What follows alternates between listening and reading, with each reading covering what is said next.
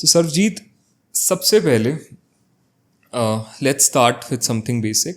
How old are you? Currently I'm 36. 36 years old. Great. आज से कुछ साल पहले मैं डायरेक्टली सीधा उसी स्टोरी पे आता हूँ जिसकी वजह से कहीं ना कहीं आपका नाम दुनिया के सामने आया.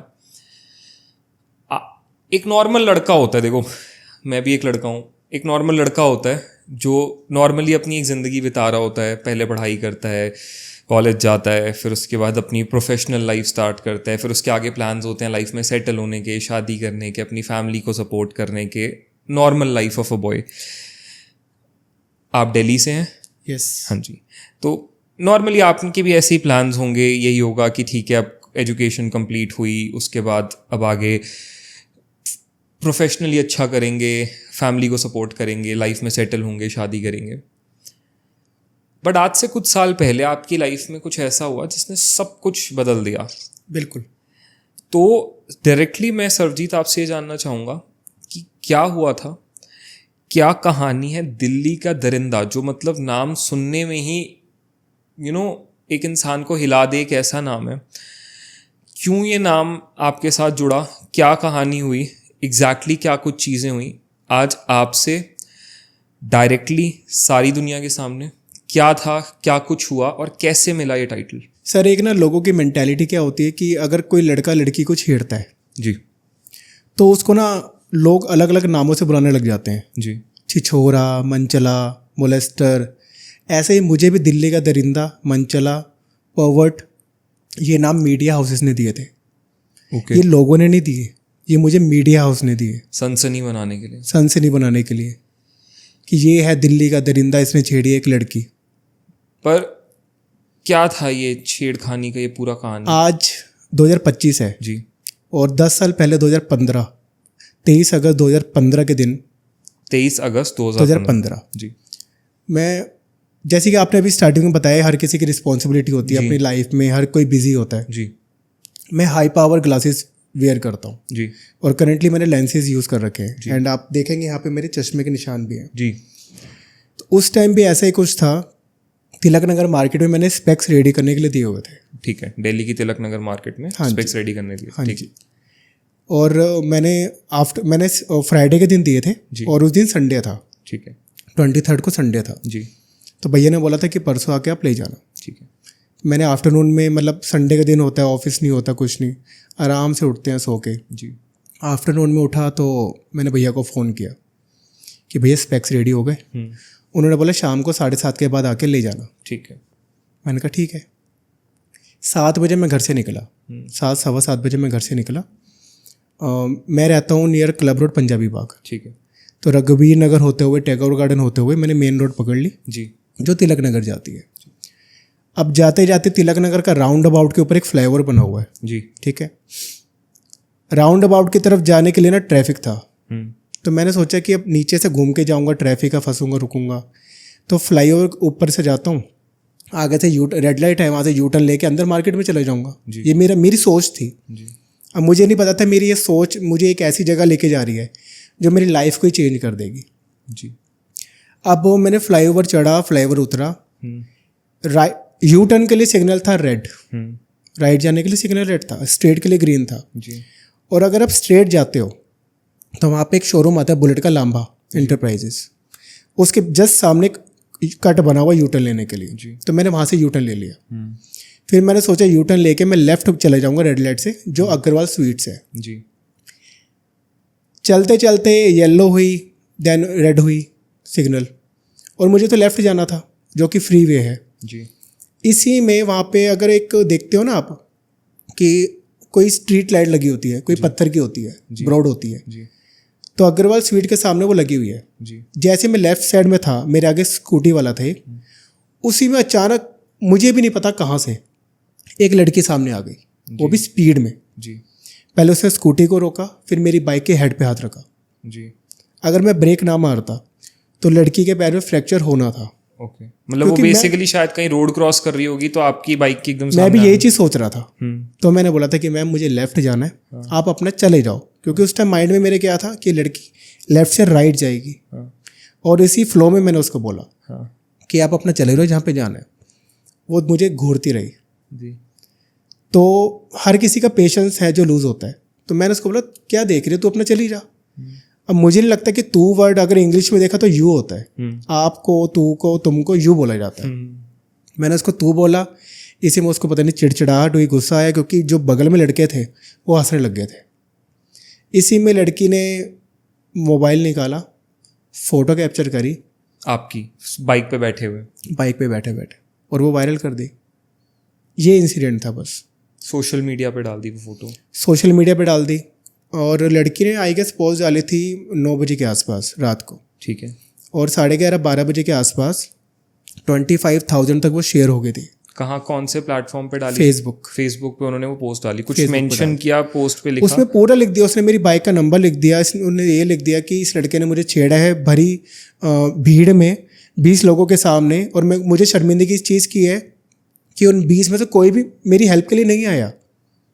अच्छा, उस लड़की ने ये लिख दिया कि आपने उसे छेड़ा है? यस, उसने मेरी जेनाइटल्स पे कमेंट किए, मेरी बॉडी पे कमेंट्स किए, मुझे लिफ्ट देने की बात करी है। अच्छा, लड़की ने ये कुछ कह दिया कि आपने ये उसे बोला है? यस, ये लड़की ने सब कुछ लिख दिया। उसने ये चीज़ नहीं लिखी कि वहाँ पे मेरा भी ग्रुप था। उसने सिर्फ ये बोला कि मैं वहाँ से लेफ्ट टू राइट जा रही थी। एक स्टेटमेंट में उसने बोला मैं तिलक नगर मेट्रो से घूमते हुए अपने घर जा रही थी। मतलब झूठ के पैर नहीं होते ना जी।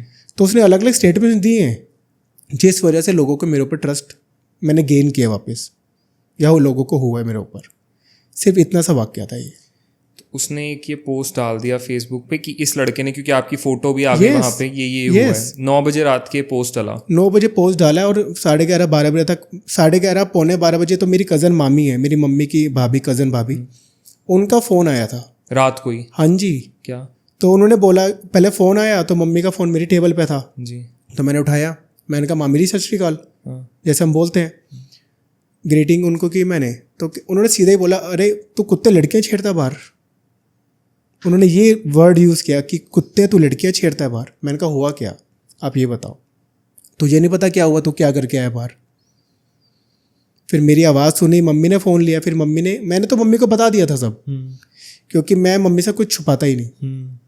मैंने अपने स्पेक्स कलेक्ट किए, फिर घर जाते टाइम तिलक नगर विष्णु गार्डन में मुझे रुकना पड़ा बारिश की वजह से, दोस्तों के पास, दोस्तों को भी मैंने बताया, फिर घर जाके मैंने मम्मी को भी बताया, सब कुछ शेयर किया था मैंने, क्योंकि अगर मैं गलत नहीं हूँ तो मैं छुपाऊंगा क्यों?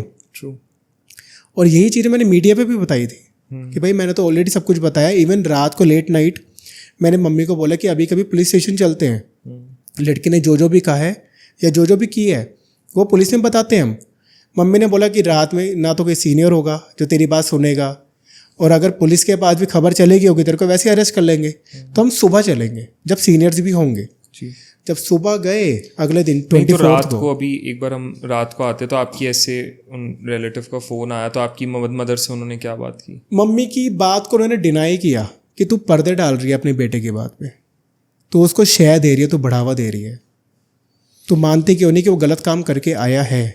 अब बात वही है ना, लड़की ने पोस्ट डाल दी, हाँ। इतना सब कुछ उसने सिनेरियो बना के लिख दिया जो कि फेक है, फोल्स है, मनगढ़ंत है, और आप उस पर बिलीव करके आप अपनों को, जिसको आपने बचपन से देखा है, उस पर फिंगर पॉइंट कर रहे हो, वो चीज़ गलत है। फिर मम्मी ने समझाया उनको सब कुछ, वो नहीं माने। जब मेरी साइड की स्टोरी सामने आई तो वो माने। तो रात को ये हुआ इंसिडेंट, फिर नेक्स्ट डे सुबह क्या हुआ? नेक्स्ट डे 10 बजे की मेरी ऑफिस की टाइमिंग होती है, तो मैंने मम्मी को बोला कि हम 8:30-9 बजे के आसपास निकलते हैं, तो कंप्लेंट करने में कितनी देर लगेगी, 10-15 मिनट में हम रिटर्न में कंप्लेंट लिख देंगे, फिर मैं वहाँ से ऑफिस चले जाऊँगा।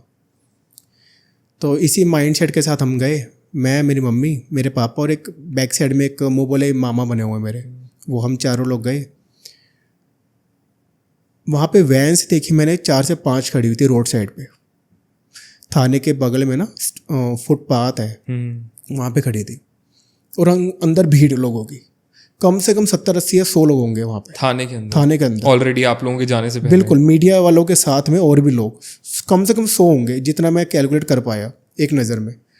तो अंकल ने बोला, जो मुँह बोले मामा है, कि बेटा अभी ना तुम और मम्मी बाहर रुको, मैं और पापा जाते हैं, देख के आते हैं। तो वो गए और शिवर करते हुए वापस आए। तो मम्मी ने पूछा क्या हुआ, कहते जितने भी लोग हैं ना ये सारे हन्नी के लिए खड़े हैं, मेरा निकनेम हनी है, ओके। कि ये सारे लोग हन्नी के लिए खड़े हैं, तो बेटर है कि अंदर ना जाओ, तो तुम्हें अरेस्ट कर लिया जाएगा अभी के अभी। फिर मम्मी ने एडवाइस करी कि एक काम करते हैं, अंकल ने बोला हम एंटीसिपेटरी के लिए जाते हैं कोर्ट, और हन्नी को ना कहीं भेज दो आप। तो उत्तम नगर में मेरे नानी और मामा रहते हैं मेरे, तो मैं ना उनके घर चला गया। वहाँ पे भी क्या, वहाँ पे भी बिहेवियर ऐसा कि सच बता हुआ क्या, सच बता। मैंने कहा बोले टीवी चलाओ, टीवी चलाया तो मेरी ही न्यूज़ आ रही थी, चैनल चेंज करा तो मेरी ही फोटो आ रही थी बाइक वाली। न्यूज़ चैनल पे मतलब रात से लेके सुबह तक में यस आप न्यूज़ पे थे? यस, 7 days, 24 से लेके 7 days। तो अगले दिन सुबह फिर आप अपने नाना जी के यहाँ थे तो आपने देखा टीवी पे भी न्यूज़ चल रही है। देन जो पुलिस टीम थी वो मेरी सर्चिंग पे थी, तो जहाँ पे मेरा वर्क प्लेस है मैं वहाँ पे गए। वो एक मेरा फ्रेंड है, उसका नाम है पवन, पिंटी कहते हैं उसका, पिंटी निकनेम है, मोबाइल की शॉप है उसकी। तो उसका फ़ोन आया मेरे पास, क्योंकि न्यूज़ तो सारे देखते हैं। तो उसने बोला पाजी क्या बात हो गई? मैंने कहा यार ऐसा सीन हो गया, तो बाकी मैं फ्री होकर इधर से मैं बात करता हूँ। हार्डली 40-60 सेकेंड्स बात हुई होगी, 1 मिनट मोटा मोटा। उसके पास पुलिस चली गई कि तूने इस नंबर पे बात करी है, लड़का कहाँ पे है, हमें इसकी तलाश है। उसने बोला मुझे तो पता नहीं कहाँ पे, आप खुद ही ढूंढ लो, और अगर पता होता तो भी मैं बताता ना आपको। उसने ऐसे बोर्डली उसने रिप्लाई कर दिया। उसके बाद पुलिस सर्च कर रही, ऑफिस गई, ऑफिस के मतलब ऑफिस तो नहीं गई, ऑफिस के आसपास गई, क्योंकि बिल्डिंग उनको पता नहीं थी। तो फिर क्या हुआ, एक SHO सर हैं वहाँ पे, आई गेस उनका नाम राजकुमार है, और बहुत अच्छे बंदे हैं वो घर आए।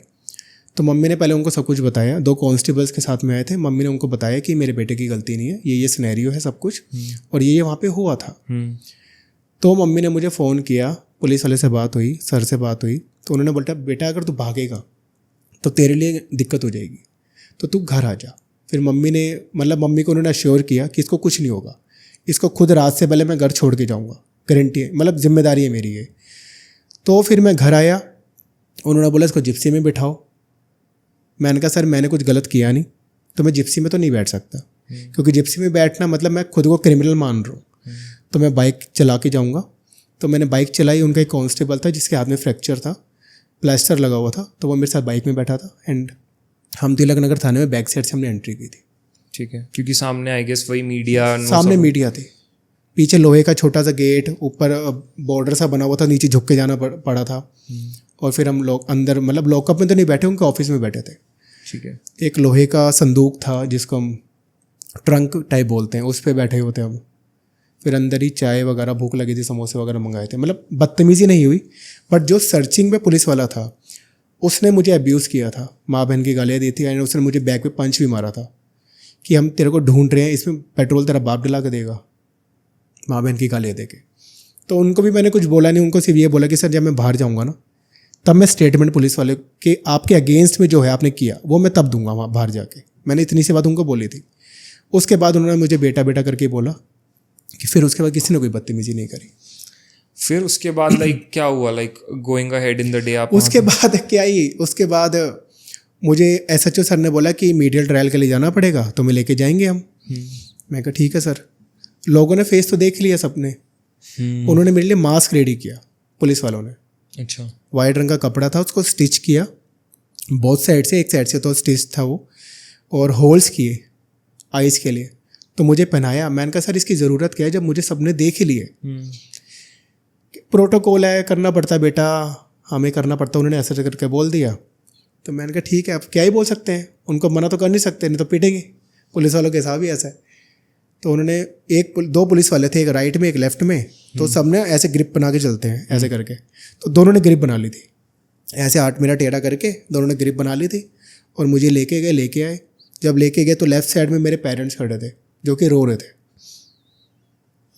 और मैं बस आंखों से ही बोल पा रहा था कि कोई बात नहीं, सब कुछ ठीक हो जाएगा, टेंशन मत लो।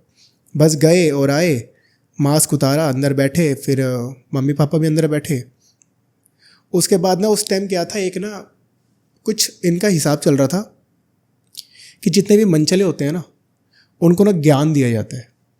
जैसे हिंदू भी आएगा पंडित, मौलवी, चर्च से सिस्टर्स और गुरुद्वारे से पाई जी, इन चारों मतलब 4 धर्म के लोगों को बुलाते थे और उनको बिठा के ना, जैसे मैं हूँ तो हमें ना ज्ञान दिया जाता था कि जो तुम ये करते हो तुम्हारी मेंटालिटी बहुत गलत है, तुम अपने आप को पवित्र करो। सबने ये चीज़ बोली, सरदार जी ने ये बोली, पंडित जी ने बोली और सिस्टर ने ढंग बहुत अच्छी बात की। बट जो मौलवी थे ना, उन्होंने इतनी घटिया बात की, ये आज भी पुलिस के रिकॉर्ड में होगा, अगर किसी को वेरीफाई करना हो तो वो करवा सकता है। ठीक है, ये बात है 24 अगस्त 2015 की, कि अपनी वासना को अपने कंट्रोल में रखा करो, नहीं तो मैं वो वर्ड नहीं बोल पा रहा, नहीं तो ऐसी चीज़ का कट जाना ही ज़रूरी होता है। आप समझ रहे होंगे। लड़कियां बहनें होती हैं, माएँ होती हैं, उनके लिए ऐसी भावना रखना इससे अच्छा है कि तुम नपुंसक हो जाओ, तुम्हारी वो चीज़ कट जाए, या ऐसा प्रावधान बने कि इससे काट ही दिया जाए। उन्होंने ऐसी चीज़ें बोली थी और मेरी मम्मी पापा मेरे बगल में बैठे थे। आई हैव दैट पिक, मेरे पास फ़ोटो भी अभी भी फ़ोन में, मास्क पहना के मुझे बिठाया हुआ था और मैं कंट्रोल नहीं कर पा रहा था। मैंने सिस्टर से बोला, मैंने कहा मुझे आपसे कुछ बोलना है, तो पुलिस वाले आ गए, चुप, कुछ नहीं बोलेगा तू, चुपचाप बैठा रहे। बस चुपचाप फिर सुनते गए। उसके बाद उन्होंने रिकॉर्डिंग करी, उसके बाद फिर बाहर बैठ के जाके मम्मी पापा को घर भेज दिया। और एक मेरा भाई है बड़ा, गोल्डी, वो मुखर्जी नगर रहते हैं, वो थे थाने में मेरे साथ। फिर लेट नाइट 12:30-1 बजे के आसपास जिप्सी में ही पुलिस वाले ने हमें घर छोड़ा, क्योंकि मेरी बाइक तो सीज कर ली थी उन्होंने। ओके। फिर बाइक वहीं पे रही, फिर कोर्ट के चक्कर काटे बाइक छुड़वाने के लिए। ये सीन, ये बस यही सिनेरियो है। तो थाने में आपका सिर्फ इतना ही जाना रहा है इस पूरे उसके अंदर?